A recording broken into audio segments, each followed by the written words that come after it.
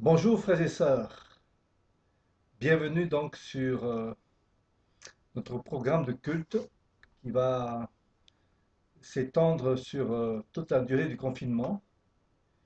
Et malgré ce confinement, en tout cas cette séparation géographique qui nous est imposée, nous savons que la parole de Dieu n'est pas liée et que nous pouvons aussi nous rassembler en esprit. Je voudrais simplement partager avec vous donc aujourd'hui un texte du livre de l'Exode. Je voudrais vous parler du confinement dans lequel Moïse a été placé. Et à travers ce texte, à travers cette expérience de Moïse, eh bien, nous pouvons aussi en tirer quelques enseignements, de simples enseignements que je voudrais en tirer donc avec vous ce matin. Je voudrais lire avec vous dans le livre de l'Exode, au chapitre 2, et à partir du verset 13, où il est écrit ceci. Il sortit le jour suivant, et voici deux Hébreux qui se querellaient. Il dit à celui qui avait tort, pourquoi frappes-tu ton camarade? Il répondit, qui t'a établi chef et juge sur nous? Parles-tu de me tuer comme tu as tué l'Égyptien? Moïse eut peur et il se dit, sûrement l'affaire est connue. Le Pharaon apprit ce qui s'était passé et chercha à tuer Moïse, mais Moïse prit la fuite loin de Pharaon et vint résider dans le pays de Madian. Il s'assit près d'un puits.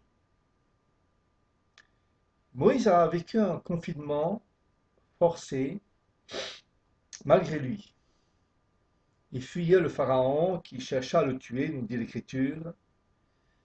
Menacé de mort, il prit la fuite et se réfugie dans le pays de Madian, plus précisément dans cette contrée désertique de Madian. Comment s'est passé ces 40 années dans le désert, en tout cas de confinement? On n'en sait trop rien. On sait simplement ce qui est écrit, puisqu'il nous est dit qu'il a été accueilli par Jéthro, sacrificateur de Madian, qui s'est marié avec une de ses filles, Séphora, avec qui il a eu un fils du nom de Gershom, et qu'il a été un berger. Drôle de reconversion sociale et professionnelle. Vous savez comme moi que la vie nous réserve parfois de bien bonnes surprises, des surprises surprenantes, voire même inattendues. Euh, Était-ce une mauvaise surprise pour Moïse ou était-ce une bonne surprise? S'agit-il là d'une sorte de promotion sociale qu'il a eue malgré lui ou bien une sorte de régression sociale? Certains avanceront l'idée que c'est une régression sociale, c'est une régression complète pour Moïse. Il pourrait dire quel gâchis pour Moïse. Il aurait dû se marier avec une princesse et non pas une simple bergère. Il aurait pu avoir un meilleur emploi, plutôt que celui du berger. Lui, cet homme instruit aux plus hautes universités de l'Égypte, dans toute la sagesse des Égyptiens. Ceux qui parlent ainsi ont une analyse de la situation de Moïse qui est absurde. C'est un point de vue réducteur des choses, parce que il pense que le bonheur, eh bien, ne peut être réduit qu'à des choses qui font partie de l'aspect matérialiste des choses, c'est-à-dire un bon mariage, un bon standing, un bon métier ou une bonne situation sociale. Je ne pense pas que Moïse avait prévu un plan, que son plan de vie, de carrière allait évoluer de cette façon. Certainement pas. Cette situation, il a subi. Cette situation n'était pas prévue dans ses plans, dans ses prévisions. Et sans qu'il le sache malgré lui, eh bien, avec le recul, ses prévisions de sa vie étaient dans le secret de Dieu. Séphora n'était peut-être pas dans ses rêves de mariage. Mais on sait une chose, en tout cas je constate une chose, c'est que Séphora était là, placée sur sa route, sur son chemin, comme une sorte de providence de Dieu, comme une sorte d'aide, un exaucement d'un besoin fondamental pour Moïse, de ne pas être seul, un besoin fondamental d'un vis-à-vis pour l'accompagner dans sa vie, et sûrement une aide, je dirais même spirituelle, pour lui. Car Séphora possède quelque part l'ADN de la foi transmise par Abraham, Madian étant un des fils d'Abraham de Ketura.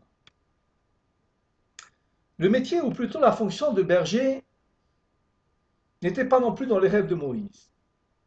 Peut-être un jour dans sa vie, dans son enfance. Voyant donc des bergers qui étaient en Égypte, eh bien, il avait peut-être rêvé un jour être berger, mais certainement pas à son adolescence, à l'âge adulte, au moment où même il exerçait des fonctions importantes dans les plus hautes sphères du pouvoir en Égypte. Dans le contexte de son confinement dans le désert de Madian, je remarque au passage qu'il y avait comme un espace de liberté assez grand. Il fallait tout de même survivre, se débrouiller et ne pas faire la fine bouche. Parce que le seul emploi qui lui était proposé était celui d'être un berger, d'être berger. Vous savez qu'il n'y a pas de sous-emploi, ni de travail moins valorisant que d'autres. Certainement qu'il y a des emplois plus rémunérateurs en termes de salaire, de rémunération, mais pas plus valorisants, dans le fond, que ceux qui sont moins rémunérateurs. En moins, Moïse, qui n'est plus un administrateur derrière son bureau, où il gère les choses à distance, derrière ses ordinateurs, avec son téléphone portable, réglant les situations ici ou là. Mais il n'est pas non plus cet administrateur public, où il gérait les affaires de l'Égypte, où il était vu de tous, était adulé par certains. Mais il est devenu un administrateur de moutons et d'agneaux, où, dans ce rôle d'administrateur, il devait prendre soin de chacun de ses brebis et de les protéger contre les prédateurs. Il apprend le métier par nécessité.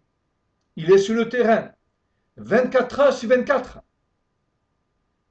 Je dirais que c'est un métier de circonstance. Bien plus qu'un métier, par la suite, il va découvrir que ce métier de berger, c'est une vocation. Malgré lui, il est à l'école de Dieu.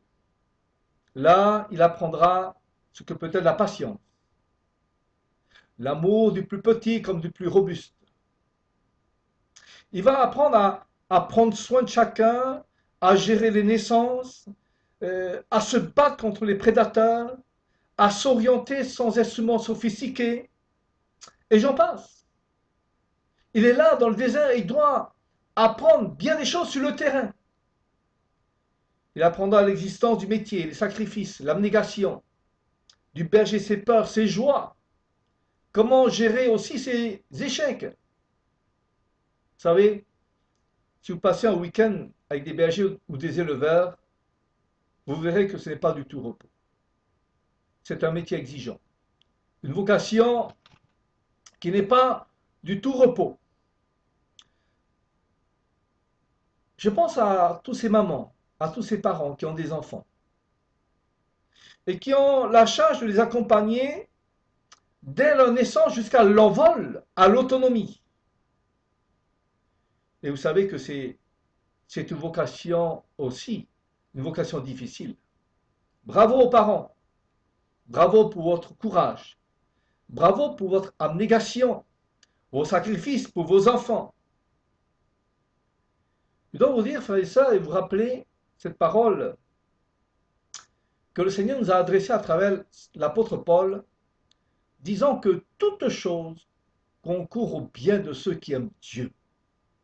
Parce que, à travers toutes ces circonstances de la vie, Dieu a un plan précis, a des desseins bien précis pour façonner notre destin, mais aussi pour nous faire entrer dans notre destinée. Je voudrais vous dire que de ne pas redouter ces temps de confinement, de ne pas avoir peur de ces périodes où vous êtes confinés par les diverses épreuves auxquelles vous pouvez être exposés et confrontés. Car Dieu sait pourquoi il les permet, mais il sait également comment vous en sortir.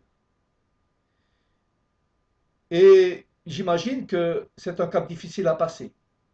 Les épreuves, la maladie, les souffrances. Ce temps où vous avez l'impression de tourner en rond. Parce qu'il y a de la souffrance. Parce qu'on est confronté à beaucoup de questionnements. Et ces questionnements n'ont pas toujours les réponses à ces questionnements. Mais c'est aussi un temps qui nous permet de, comment dire, de mettre tout à plat. Un temps de revoir nos objectifs personnels, les prévisions de vie, nos programmes, de renouer peut-être avec l'essentiel, c'est-à-dire retrouver Dieu dans la prière, tisser des liens plus forts avec la famille, retrouver le goût de la lecture de la parole de Dieu, tisser des liens nouveaux avec les enfants, les amis chrétiens, et se laisser transformer par Dieu.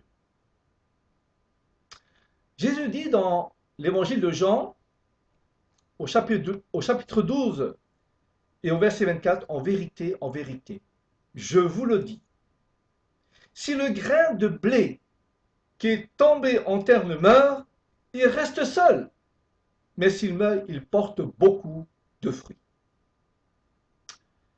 Cette parole de Jésus est tellement vraie. C'est une loi naturelle qui est vérifiable lorsque nous jardinons. C'est une loi naturelle applicable aussi à la loi spirituelle. Le printemps est là, il fait beau. C'est le moment de semer. Et tu sais toi-même, mon frère, ma soeur, que toutes les semences que tu jettes en terre ne produiront pas tous des fruits ou des légumes. Seules les semences qui tombent à terre, qui meurent, qui connaissent la mort, produiront ces fruits. Ceci me rappelle la mort de Jésus, son sacrifice à la croix. Il fallait que Jésus passe par la mort, parce que sans la mort de Christ et sans effusion du sang de Jésus sur la croix, qui est la preuve de son sacrifice, notre pardon et notre réconciliation, notre purification n'aurait pas été possible. Dieu a choisi le seul moyen possible de nous sauver à travers donc le sacrifice de Jésus. Jésus est le seul antidote parfaitement puissant, efficace pour nous sauver de la pandémie du péché.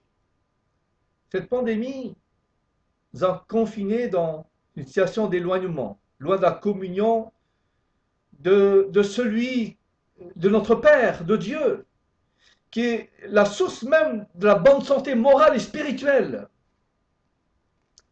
Le virus du péché nous a réduit à une vie loin de ce que nous serions appelés à vivre, nous sommes appelés à vivre, c'est-à-dire une vie pure, une vie de paix et de bonheur sans fin. Il nous a introduit dans ce que l'apôtre Paul dit, cette vaine manière de vivre, loin de Dieu, loin des desseins éternels de Dieu pour l'humanité. Oui, la mort de Christ a été et sera toujours, pour toi et moi, le remède qui permet la guérison, la délivrance, la purification.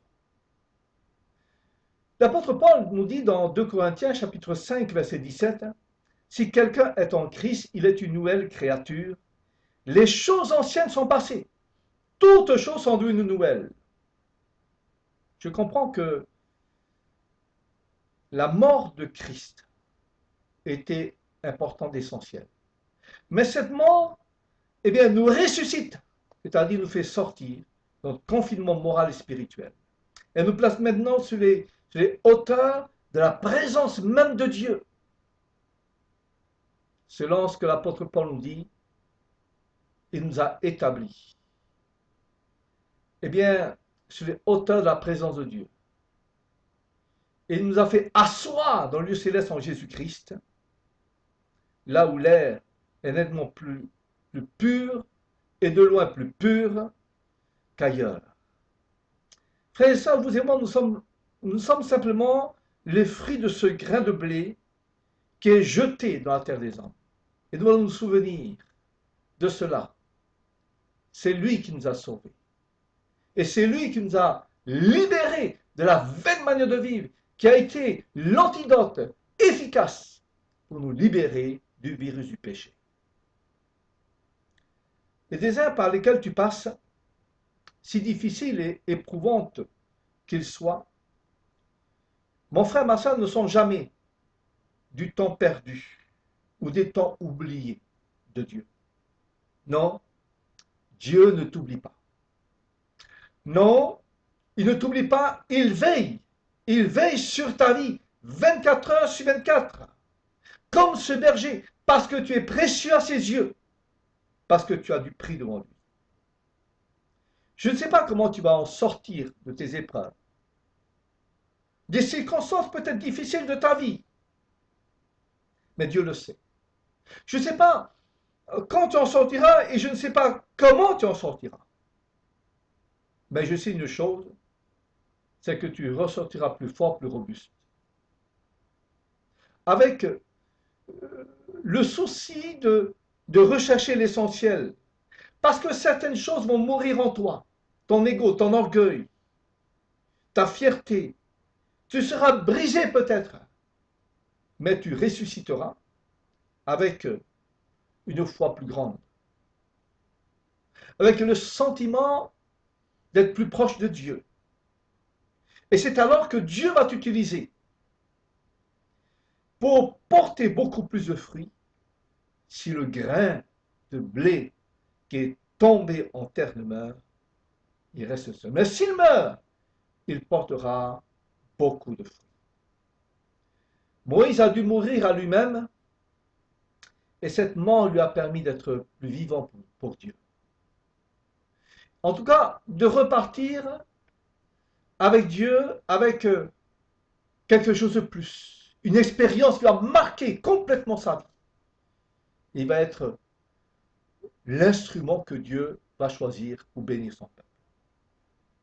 Je voudrais conclure par cette exhortation. Remerciez le Seigneur, frères et sœurs, en tout temps. Remerciez-le encore plus quand Dieu permet que meurent en nous certaines choses. Parce que ces temps d'épreuve ou de confinement, d'éloignement, eh bien, ce sont des temps propices pour faire mourir en nous certaines choses, ou tout au moins, ce sont des temps que Dieu permet pour que meurent en nous ces choses-là. Et en faisant mourir des virus qui tuent notre foi, naîtront alors de nouveaux fruits, qui donneront à notre vie, comment dire, des possibilités nouvelles pour recueillir de nouvelles ressources afin de produire des actions, des œuvres dignes de ce que nous sommes en lui, à seule gloire de celui qui nous a sauvés du divin jardinier qu'il est. Profitez de ce temps, frères et sœurs, de rester connectés à Dieu, de prendre des nouvelles des frères et sœurs, de pouvoir prier Dieu, de vous ressourcer par la parole de Dieu, de vous laisser transformer par le renouvellement du Saint-Esprit,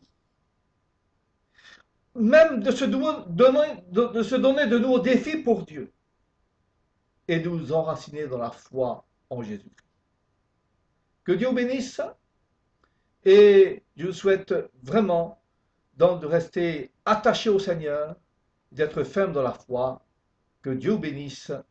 Soyez bénis au nom de Jésus. Amen.